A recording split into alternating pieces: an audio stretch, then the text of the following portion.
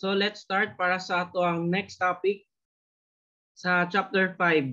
So dito sa introduction to normal distribution and the standard normal distribution. So kung naka-remember mo, last meeting, nag-discuss ta about probability. Okay? So ang probability distribution nato dire ginatawag pod ni siya og continuous probability distribution. Okay? Sa ato ang normal distribution. So again, ang definition nato ani is a continuous probability distribution for a random variable x. The graph of the normal distribution is called the normal curve. Okay, and we have here the following properties. First property natin kay equal ang mean median mode. So kung makita nimo kani nga picture kay naatay bell shape mo na another property nato. Okay? And then ang tunga aning sa bell shape kay ang population mean. Okay? And then ang naa sa right side mo na siya ang ato ang positive side for the right and negative side for the left. Okay? And then of course ang ato ang shaded area ani kani makita ninyo nga color blue sa standard normal distribution mo na siya ang area nato is always equal to 1. And of course never mo touch siya sa x-axis. So muana lang jud siya. Ito nato yung drawing. Di ba ang curve kay sumpay jud na siya. Basta dili siya mo touch sa x-axis, so meaning asymptotic siya.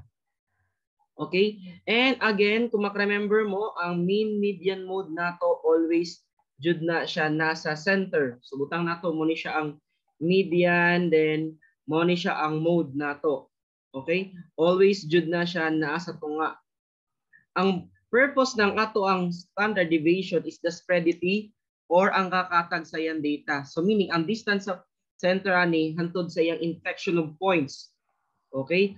Ang standard deviation is very important kay dira man gud ginabasihan ang curve ng normal distribution nato. Okay? So sa positive na atay 1 star deviation to the right, 2 star deviation to the right, then 3 star deviation. Napod tay negative star deviation to the left, 2 star deviation to the left, and 3 star deviation to the left. Okay? So mo na siya ang ato ang bantayan sa ato ang properties niya. And ang ato ang formula sa ato ang normal distribution is this one. Pero di na kaya natin na siya gamiton. Okay? Kaya di man mo major nga statistics. Ang atong goal lang diri sabton nato sa ang normal distribution. Okay? So remember ang atong parameters nato is ang population mean and the population standard deviation na siya. Okay? Again, ang purpose ng ato ang standard deviation is dira maporma ang ato ang shape. So for example, kung makita ninyo, the same sila mean. Ang A na example, then letter B na example. They have the same mean. But ang mahitabuan ni, pag ang standard deviation mong good mo dako, mulapad siya. Okay? Meaning mububo ang atong normal curve dahil mutambok siya. Pag mugamay ang atong star deviation, mutaas siya na niwang. Okay? So muna atong bantayan sa ato ang star deviation kay mo na atong purpose. Okay? Pero diri sa ato ang star deviation nato, they are the same but different mean. Meaning ang position lang niya is naa siya sa 1.5, ang isa kay naa sa 3.5. Okay? Ang position lang niya. Pero the same sila og curve. 'Di ba? Normal distribution the same sila. So mo na siya ang kalainan sa mean at saka sa standard deviation. So the question here, for example, which normal curve has a greater mean? Of course, ang greater mean is ang 15. Kaya ang sa example A na normal distribution nato nasa 15, ang isa sa letter B is nasa 12. So the greater mean is A. How about the greater standard deviation? Ingon ko, the more nga magkadako ang standard deviation, the more nga magkamubo ang bell shape natin. Mutaas, magkaniwang bell shape kapag ang ato ang standard deviation mugamay. So dako ang spread out ang B kaysa sa A. Okay? So again, the same gyapon nga example, kailangan sabton nato ni sila ha. ang mga bell shape nato. Okay? So next nato is interpreting graphs of the normal distribution. So kung makita nato dire, the scaled test score for the New York State Grade 8 mathematics test are normally distributed. The normal curve is shown below, represents this distribution. What is the mean test score? Estimate the standard deviation of this normal distribution. So again, unsa man ang mean? So syempre, imo na siya isentro diri. Okay? I-center jud again ang tunga-tunga lang jud ani niya kay again mo na mention ako mean median mode na sa center. So kung imo siyang i-center o nara diri, naa siya sa 675. Okay? Ang iyang standard deviation nato is 35. Nakuha siya. So inato ra, ato lang siyang tan-awon, more man ang purpose nato. Tanawon nato ang mean at saka ang ato ang standard deviation. Okay? So next na napud nato is the standard normal distribution. Ang standard normal distribution nato, kung mapansin nimo dire, di ba kung mapansin nimo ang mga value ng x, mga dagko kayo mga value. So kailangan nato siya i-transform into a standard normal distribution para ang mean niya 0. Kailangan ma-transform nato. Okay? Para mas masabdan nato, the normal distribution with mean 0 and standard deviation 1 is called the standard normal distribution. Nagets? Pag mo mention gali kog standard normal distribution, automatic ang mean nato 0, or we can say the mean, median and mode 0 jud na. Ang standard deviation nato always jud na siya 1. Okay, so we have here the formula para sa atong z-score is the measure of position that indicates the number of standard deviation a value lies from the mean. That is value minus mean over standard deviation. So muna siya ang formula. Okay, x minus mu over sigma. So we have here the standard normal distribution na mention na ko sa inyo na dapat ang mean nato 0 and then ang standard deviation nato 1. Okay, and make sure that the area is always 1. So muna siya ang nahitabo. Natay 0, 1, 2, 3. Then there is sa left side, negative 1, negative 2, negative 3. Dinarataman. Okay? And next na to, ginatawag ni siya og properties sa standard normal distribution. So ang cumulative area is close to 0, the z-score close to z, that is negative 3.49. Okay? Dirarataman. Negative 3.49. Dirarataman. Kay di na siya makita sa table na. Katong table na itong standard normal distribution. Okay? The cumulative area increases as the zero score increase. The cumulative area for z is equal to 0 is 0.5. Okay? So importante na siya ha. Ang ato ang 0, pag z nato 0, meaning ang iya ang syempre area niya 0.5. Natunga, di ba? Kaya ang isa ka area sa normal distribution kay 1 kaya. So kung tungaon nato siya 0.5 ang nasa left and right kay symmetrical man na half lang siya. Okay? Mo na yung pasabot diri. Kapag ang cumulative area natin 0 sa z. Okay? The cumulative area is close to 1 for z-score close to z is equal to 3.49. So kung makita nimo diri na atay 3.49 diri. Para sa right side po, dirarataman. Okay?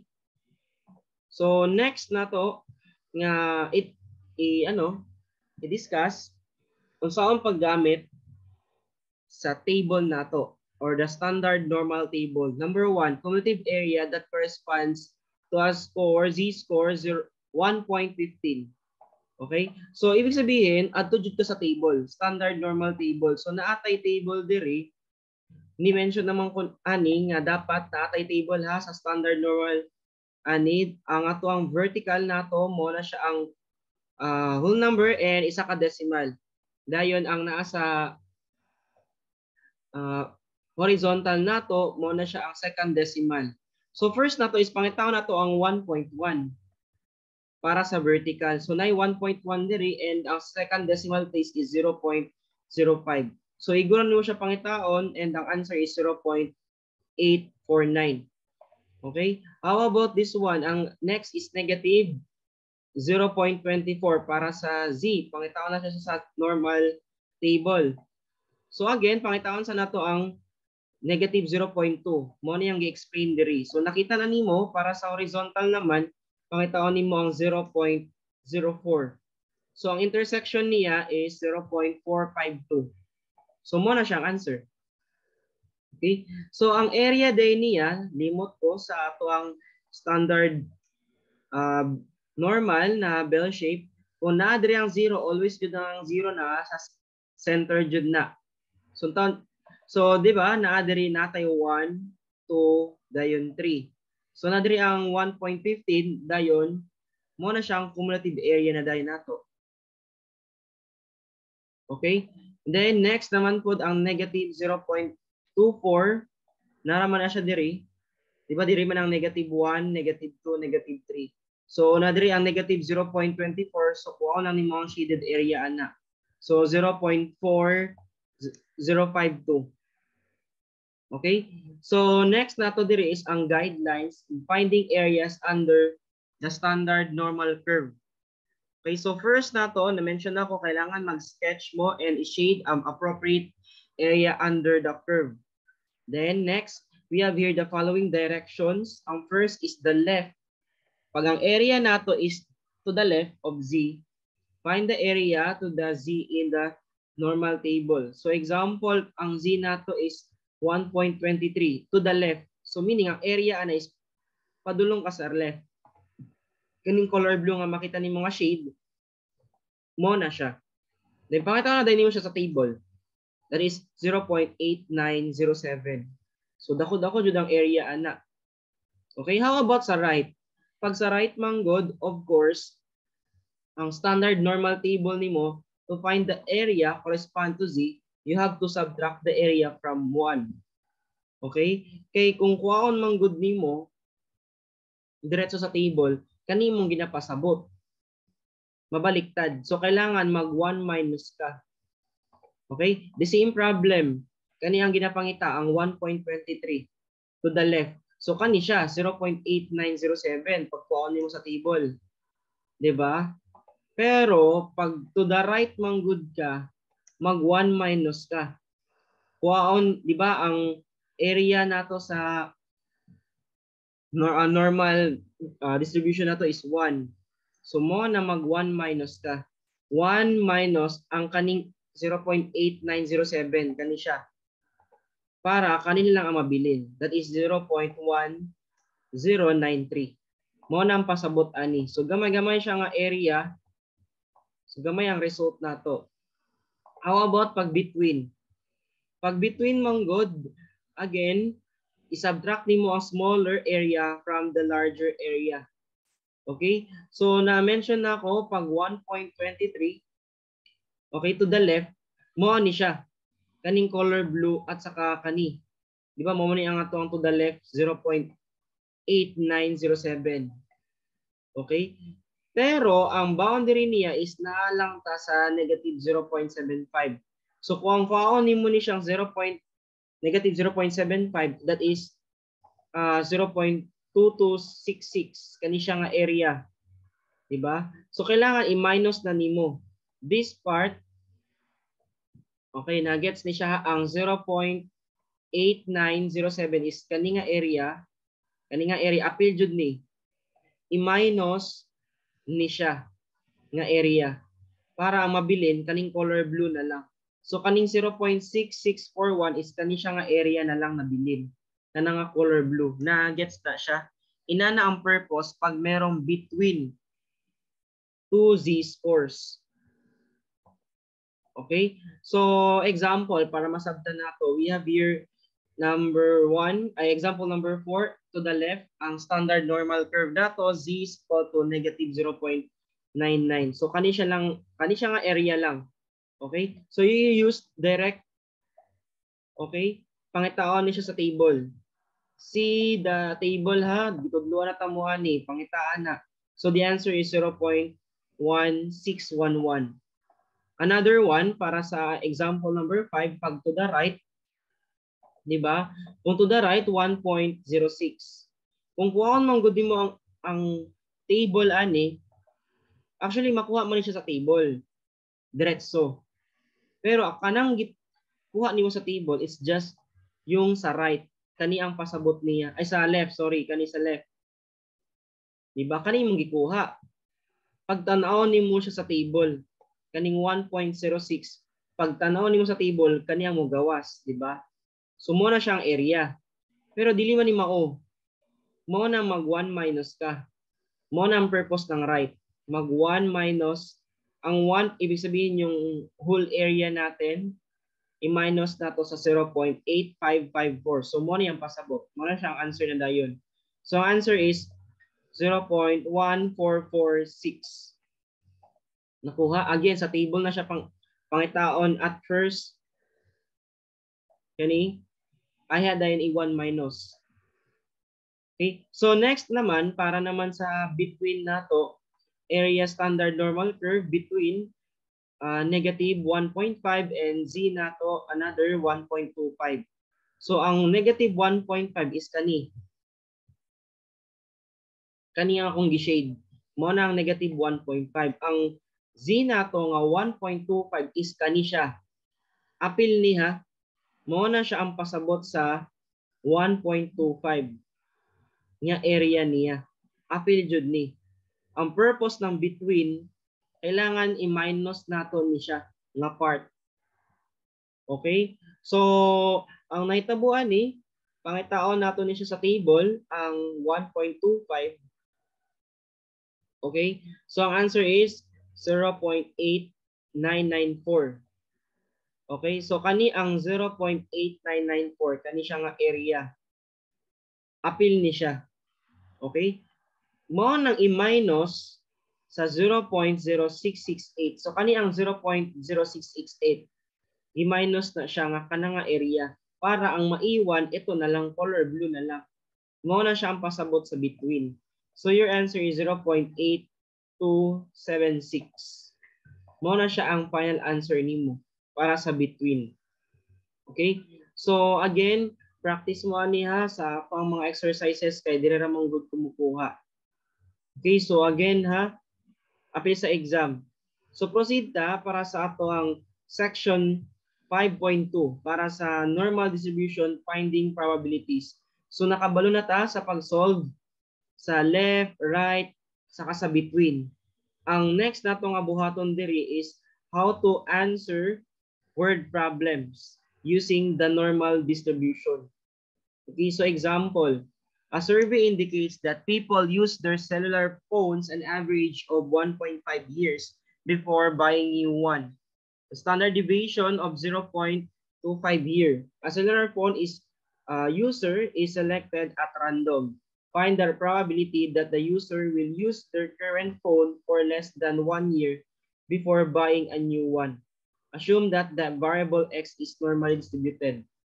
So, na-discuss na ako ni ganina, ang formula na to para sa z-score is this one. Di rin na ginagamit ang formula pag may mga word problems na ta. Okay, so ang ato ang data, that is 1. Kani siya, 1. Dayon, ang ato ang population mean na to, na-mention na niya diri, 1.5. So, nanay 1.5 diri. So, next, ang denominator na to is the population standard deviation, 0.25. So, iguro niyo siya isolve. The answer is negative 2. Okay? So meaning ang z nato is negative 2 pero ang bantayan nato less than. So ang pagsulat na ani is probability because this is at what we call the finding probability sa normal distribution. Okay, probability z less than negative 2. Nara. So pangitaon niyo siya sa table. This is negative 2.00 ni siya ha. Pangitaon niyo siya sa table, the answer is 0.0228. So muna siyang answer. Diretso naka-answer. Diretso nakapangita sa table. Kaya nga naman, to the left manggod siya. Okay? So, wait lang. Dapat negative 2. Ayan. Diretso nakakuha sa table. Kaya to the left. Less than manggod siya. Nakuha.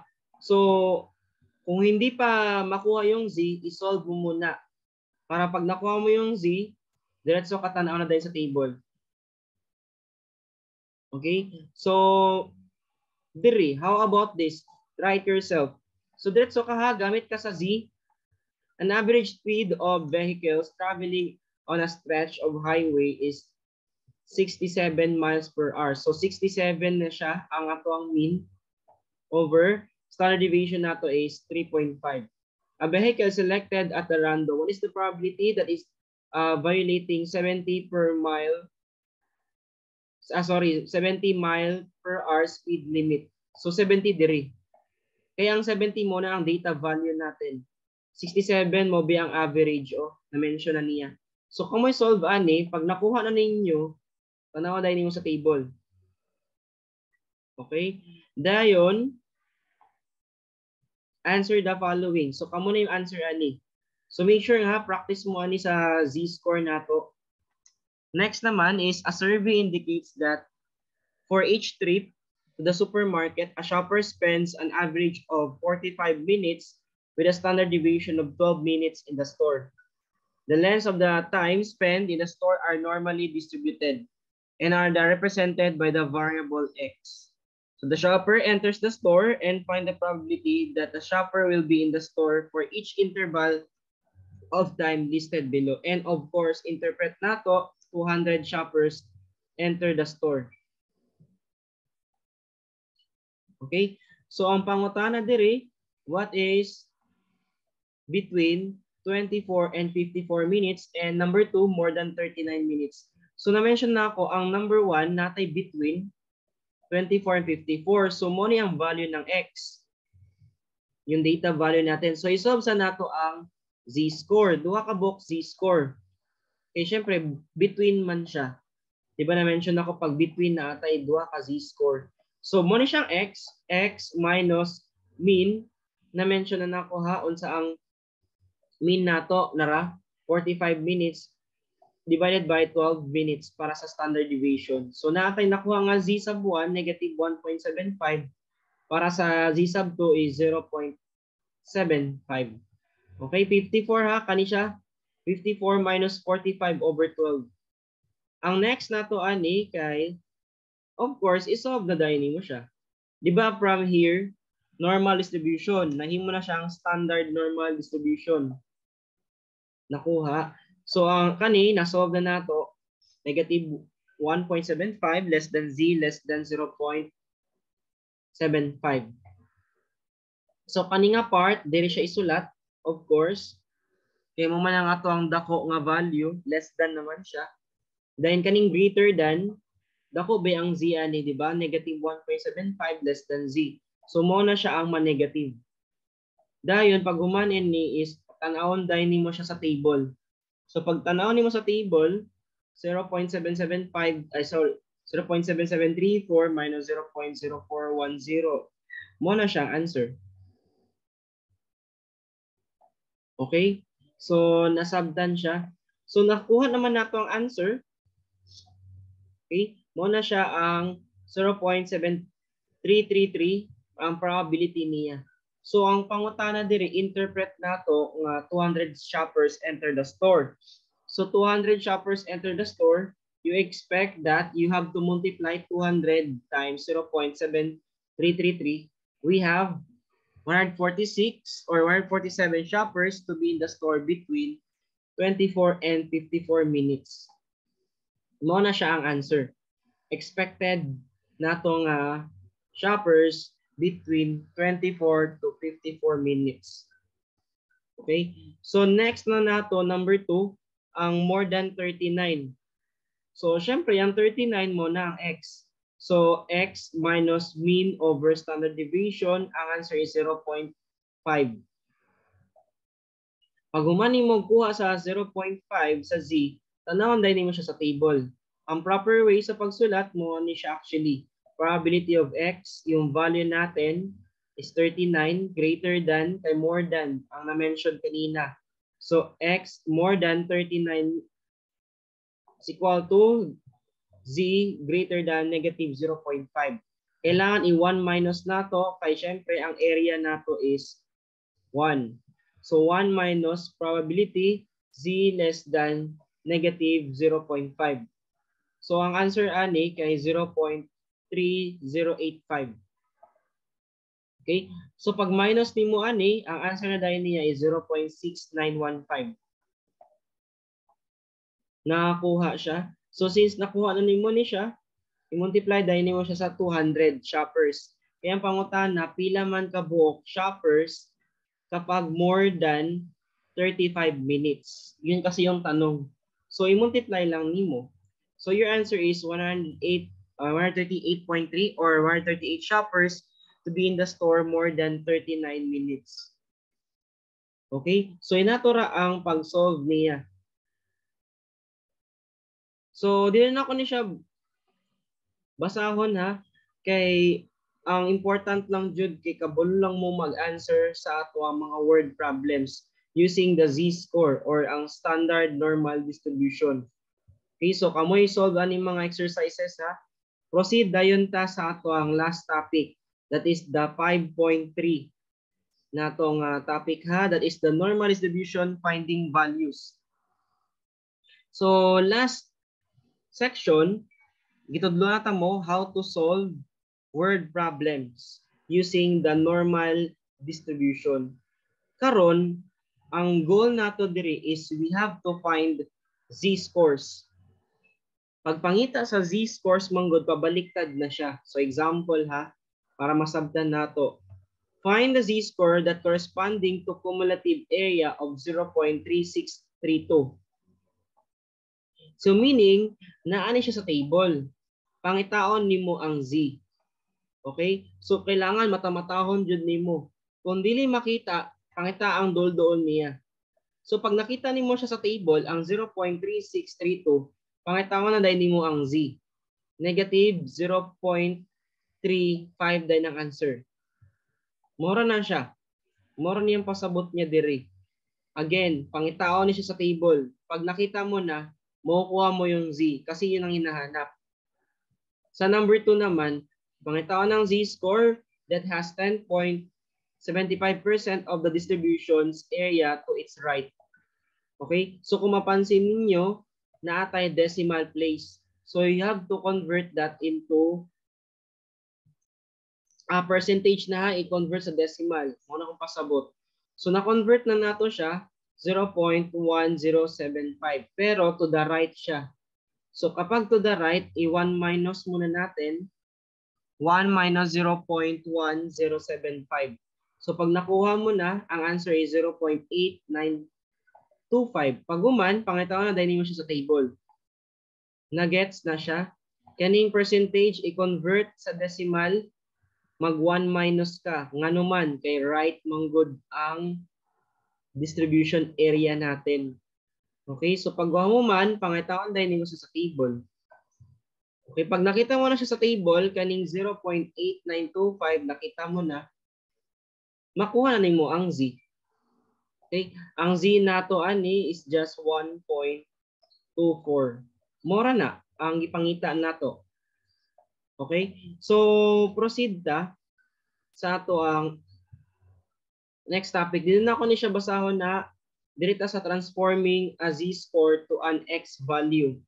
So ang mahitabo diri, kapag ang ato ang formula, okay, mobayan na tong formula sa z-score.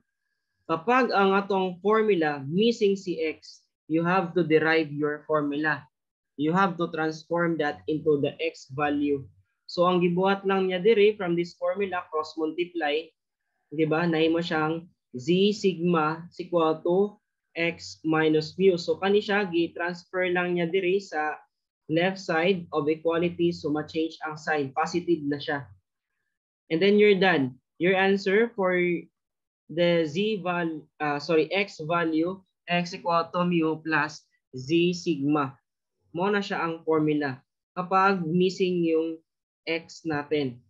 So example, a veterinarian records the weights of the cats treated at the clinic. The weights are normally distributed with a mean of 9 pounds and a standard deviation of 2 pounds. Find the weights of X corresponding to Z-score. So kung mapansin mo, tatlo yung Z-score na binigay. 1.96, 0.44 at saka 0. And then you have to interpret your result. So of course, ang goal nato is pangitaan ng weights X. So meaning yung X value.